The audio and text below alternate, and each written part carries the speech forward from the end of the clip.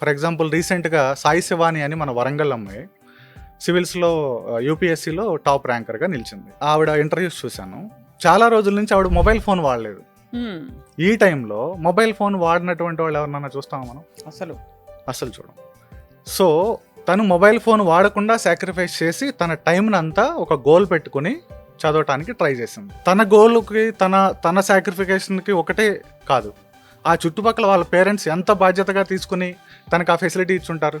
అంతే కదా. ఇప్పుడు నేను మొబైల్ ఫోన్ వాడలేదు అంటే నా ఇంట్లో నా వైఫ్ ఆర్ నా ఫ్యామిలీ మెంబర్స్ ఎంత సపోర్ట్ చేస్తే నాకు మొబైల్ అవసరం లేదు. అవును.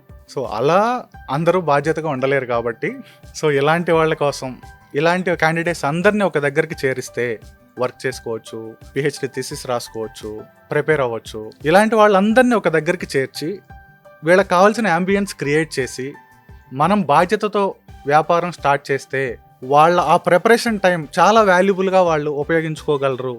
సంవత్సరాలు చదివేదానికన్నా కొన్ని మంత్స్లోనే అంబియన్స్ కరెక్ట్గా ఉంటే కాన్సన్ట్రేషన్ బెటర్గా ఉంటుంది. ఎస్